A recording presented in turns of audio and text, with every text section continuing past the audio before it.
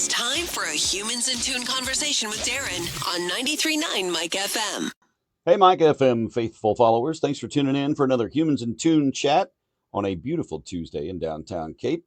We're hanging out in the 93.9 Mike FM studio and getting ready to let the gourd times roll as we dig in with my friend Jesse James, master of pumpkin art and a heck of a human. We're glad to have him along for the ride today. Please welcome to the studio, Jesse James. Ooh, all That's right. And the crowd goes wild. Yeah. So I'm glad to have you in here. So last year, was the first time I really met you and did this class with you in cooperation with the Arts Council of Southeast Missouri. And if you're in, I like carving pumpkins. Like my family is kind of a tradition for us. And every year I'm the guy that's still out there 2 hours later, like, digging around and I trying could to tell do it. last year. And it was like, yeah. And so I've always been that guy. And so this was kind of a chance to kind of elevate that and do something that I didn't do art classes and so forth. So what I learned in just that one session was a takeaway that I've been able to use. And it's a lot of fun at the end of the day too, because we love carving pumpkins. Yeah. And so welcome to the chat. Thank you. First and foremost, classes are filling up. You got a class tomorrow night at Ebb and Flow. At Ebb and Flow, yeah. From 6 to 9. Frosty beverages, can't wait. Oh, yeah. And then I'm going to the one next Wednesday on the 22nd in Minglewood, I believe. Yeah. And you've got a couple others available for folks to sign up as well. Yeah, we'll have one on the 25th it's going to be George's Chicken. So if you're familiar with Stevie's Steak Burgers, they're about to open a new chicken joint over there. They're remodeling the whole inside, outside, everything.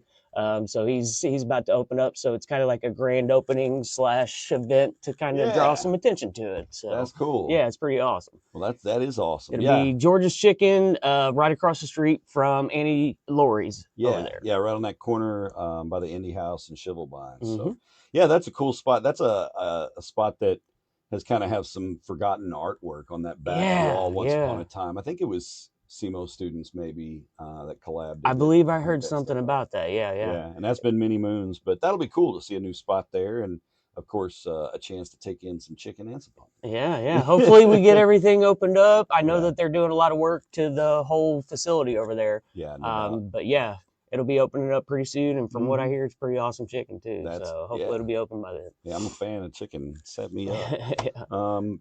And to get signed up for these classes, probably the easiest way to do it is hit Facebook, go to the Arts Council of Southeast Missouri's Facebook events. They've got each of the classes set up there. There's a quick registration link. You fill out the little form. I think it's, 35? I actually dropped it down to 25. We were having a little bit of trouble kind of getting some foot traffic. So I figured I'd kind of drop that down a little bit. That way it's a little bit easier for people to bring their kids and that type of stuff too. Yeah. So. Yeah. And that's something to mention too. So the $25, that's going to cover your seat. That's going to cover your pumpkin for the event as well. They'll have them all set up there. He's got all the tools. You've got everything you're going to need to do it is going to be right there. Right. Tips for you guys as far as what to wear, anything like that. Kind of play clothes if that's kind of a thing for adults.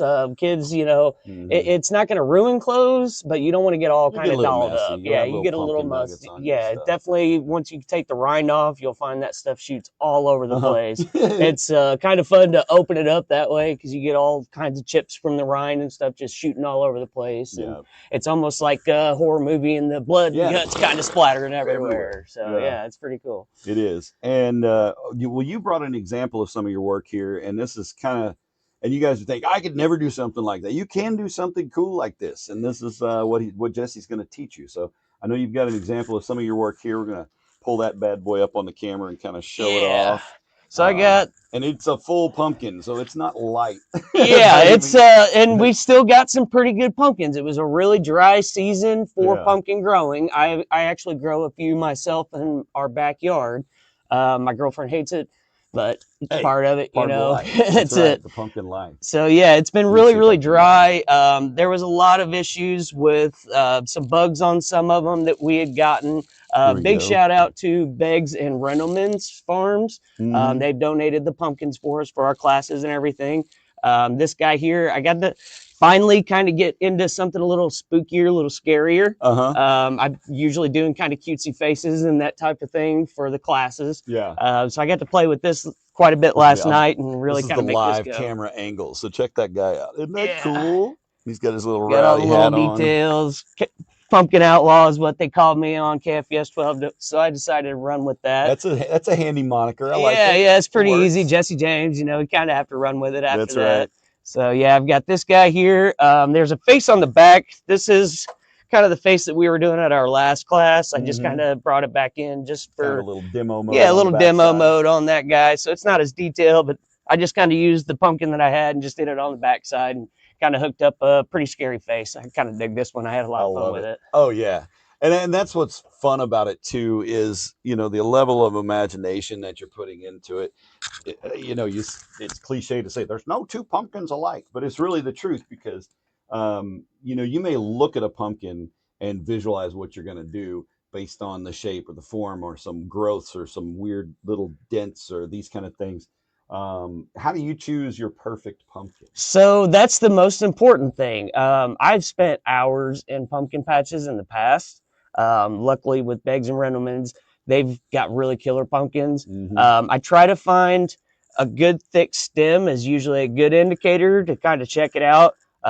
Something that's heavy for its size is always a good indicator. Dense yeah, nice thick wall is what you're really trying to grab. Right. It's always good to kind of have more of an oblong shape.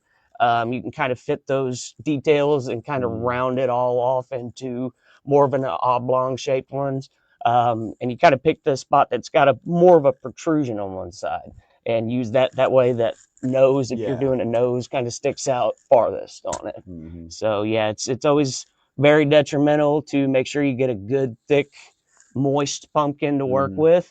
A lot of the ones that you get from the store, they're a little bit dry. Yeah, they get kind of dry and they kind of want to chunk off in little sections. So I try to get stuff that's right off the vine at that point. And that's why it's great. You've got, you know, these local farms that are willing to donate. Yeah, they've been really great. For sure. Beggs did it last year. Now we got Beggs and Rendleman's.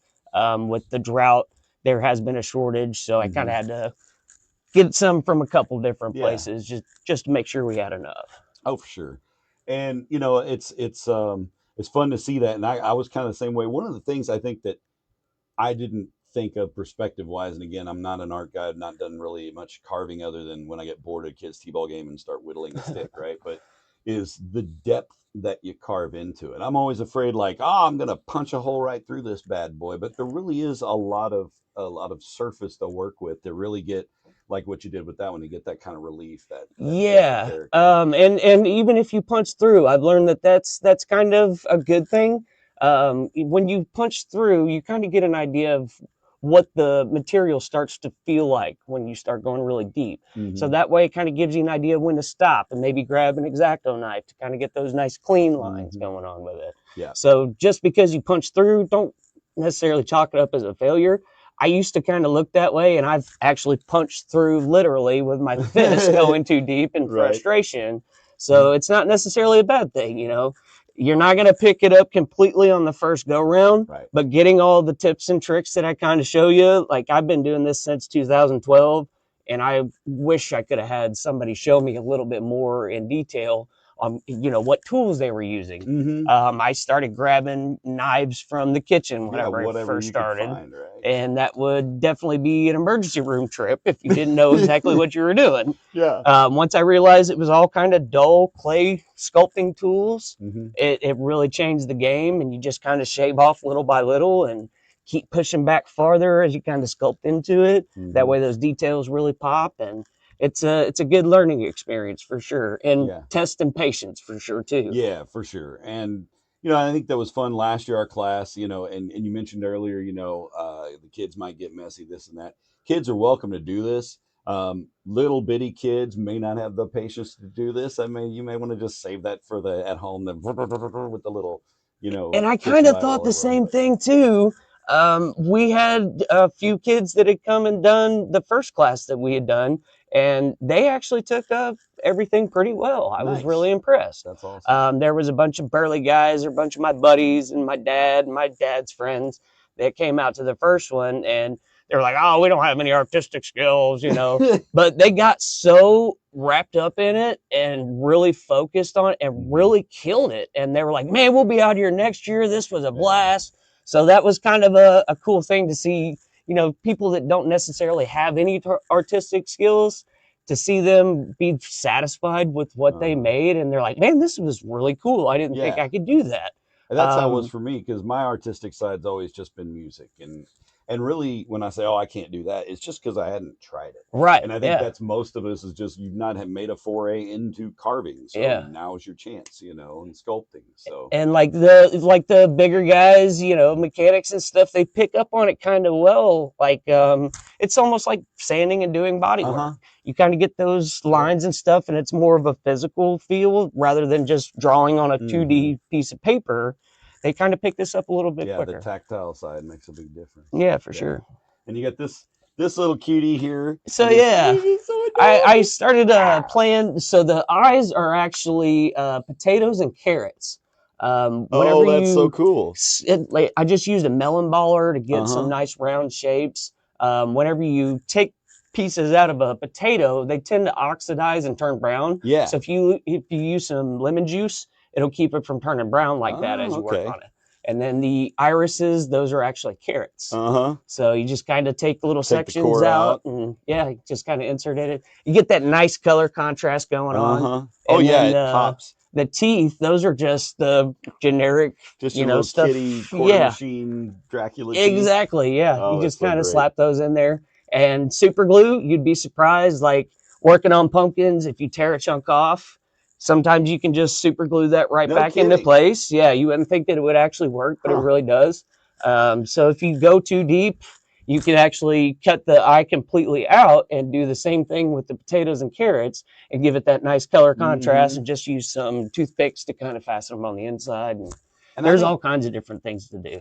That's something you kind of taught us last year. And I one of the things to credit you as a teacher in these classes, you know, is mistakes are okay, you know, and some of those people, man, they came in there like with a wrecking ball, just ready to count. Oh yeah, you know? But hey, here's what we can do. Okay, let's think about maybe doing this to work around that, or to repair this, or to, you know, use that in a different. Let's change the way you were thinking, and you know. So I think it's cool if you are you're stone-headed about, I can't do this, I am Mongo smash. Yeah. I bet you can if you give it a shot. Yeah. It's kind of interesting.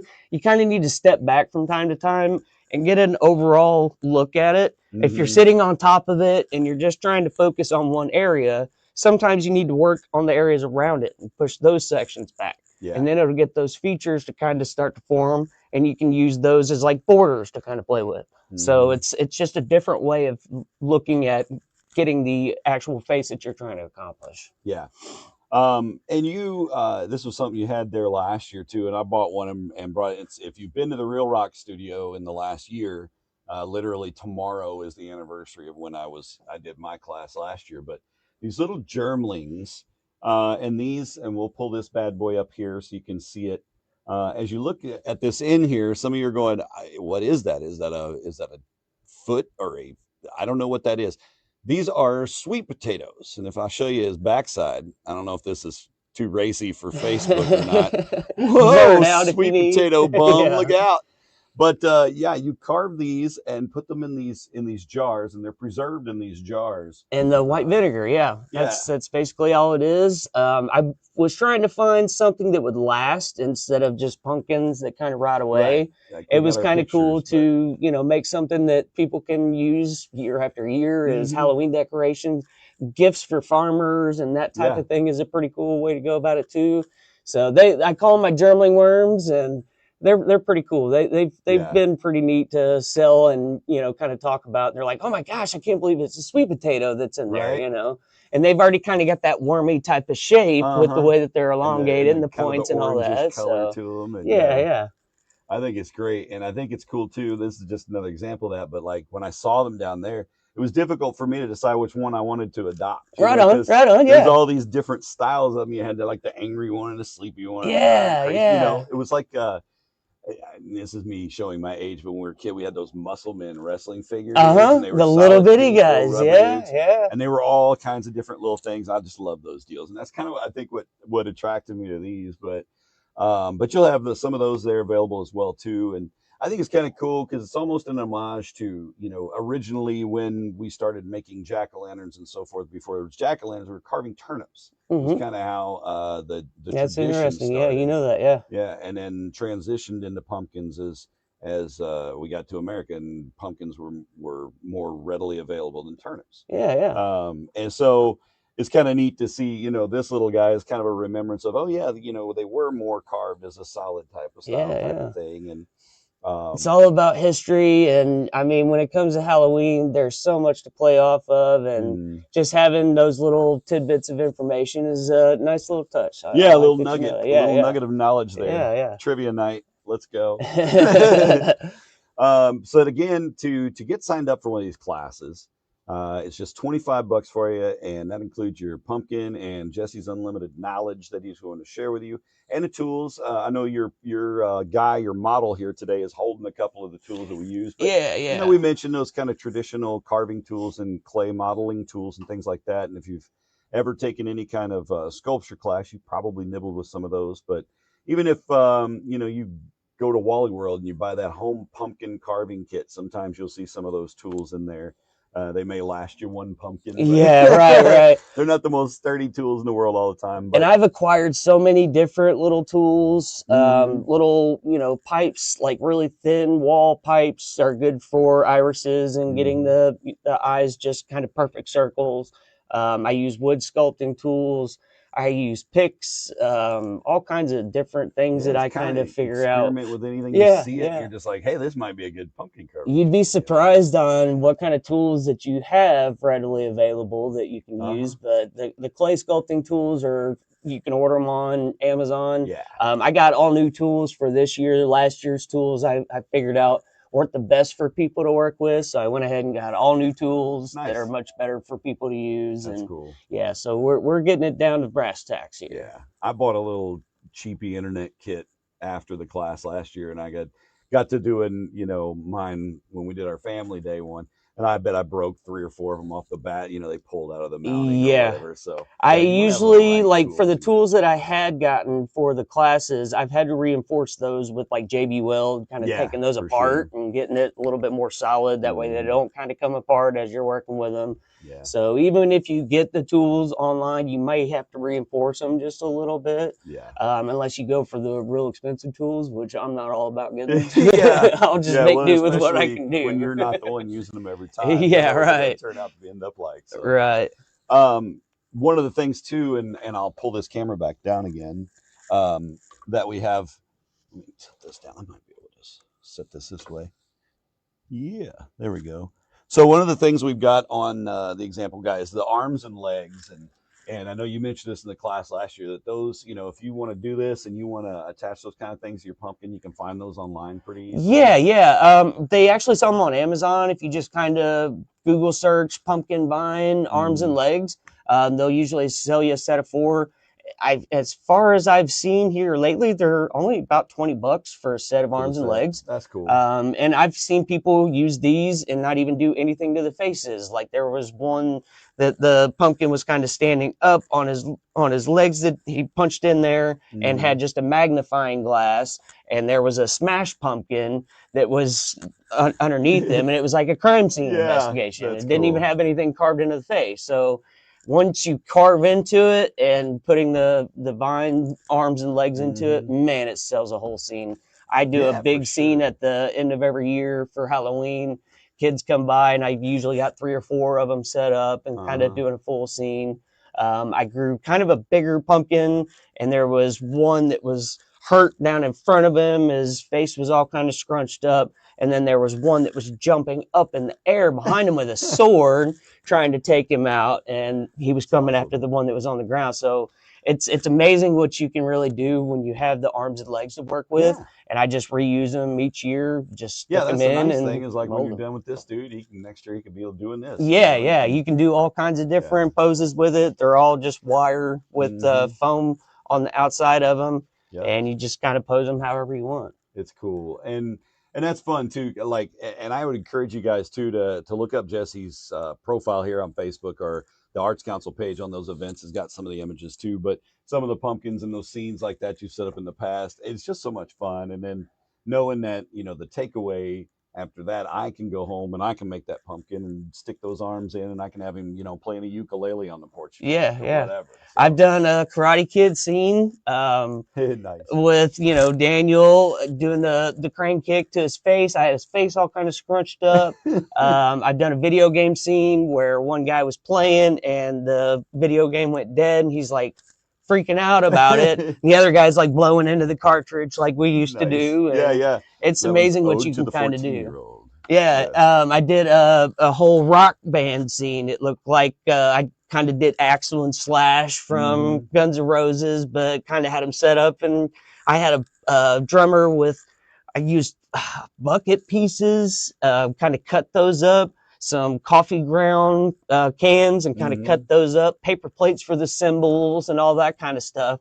And you just kind of let your imagination run. You'd be surprised. You're only limited by your own imagination. Absolutely. And it's cool it almost takes you back to childhood, like when you would just be playing, you just use whatever was available, right? And you just got crafty with it. And that's it. You can recycle a whole bunch of fun stuff and just turn it into your display. On the one that I did for KFES 12, I had a microphone. And he's like, what was the microphone made out of? It was literally a curtain rod that we had laying around after we kind of revamped our place. Yeah. And it had a perfect circle, and I just kind of cut that off and just glued some foam board around it to make the box and put the KFS 12 logo on it. And I was like, you just kind of use whatever you can kind of find, you know? Yeah. I love it, dude. It's so creative. Absolutely is. And so, yeah, I encourage you guys, get signed up. For the class. You will not regret it. It's going to be a good time. And the nice thing is, you know, as adults, you know, you got an ebb and flow tomorrow night. Good beverages, good food down there too. Same for Minglewood. So, you know, you can have a beer while you're working on your pumpkin. Maybe the libations will give you a little more creativity if you feel that too. So, yeah. But yeah, any and all are welcome. You're encouraged to get signed up now. Again, it's just $25 for your spot. Find it on the Arts Council of Southeast Missouri's Facebook page. I believe it's linked on their website as well. Yeah, I think they've really kind of stepped it up and put it on a bunch of different avenues on Facebook and social media and that type of stuff. So so look for the Arts Council, and as we're into the spooky season, have some fun with this. Come out and carve some pumpkins and bring some friends. Get signed up. Again, just a few classes are left through the end of the month, so don't wait, get signed up, and maybe I'll see you there if you're there on the 22nd or whatever day. I know you said, is there another Saturday one that's coming up, or was it just the final one is on a Saturday, and that's going to be at George's Chicken, the new chicken joint. Yeah, okay. That'll be on the Saturday, and those are from 3 to 6, and the Wednesday classes are from 6 to 9. Yep. So it gives you a few hours to lock in, learn some cool tricks from Jesse, and just have some fun. And you have some fun with strangers. You know, you're all in the same boat. We're all there to cheers the germlings and carve some pumpkins. So. I don't recommend drinking that one unless it gets that kind of jailhouse hooch type of thing going eventually. Like stuff. I mean, you know the sweet potato. Never know. A well-aged sweet potato. Good. Awesome. Well, dude, thanks for coming in. Absolutely, man. Thank you for having me. I'm looking forward to it. I know anybody else that gets signed up is going to have a blast. So. Yeah, we have a lot of fun, man. Yeah, for sure. All right, cool. Well, that's Jesse James, my guest today, and thanks to the Arts Council, and thanks also to Beggs Family Farm and Rendleman for hooking us up with the pumpkins for these classes. Makes things really awesome. We're looking forward to it. And that is going to wrap us up for another Humans in Tune episode here with 93.9 Mike FM. I encourage you guys, visit our podcast at 939mikefm.com or anywhere you listen to podcasts. Just search Humans in Tune, and you can find the episodes and stay caught up with all this goodness. We will see you next time for the next Humans in Tune episode on 93.9 Mike FM. Thanks for catching this Humans in Tune conversation with 93.9 Mike FM. Find previous interviews on our Facebook page, or you can listen via our podcast at 939mikefm.com.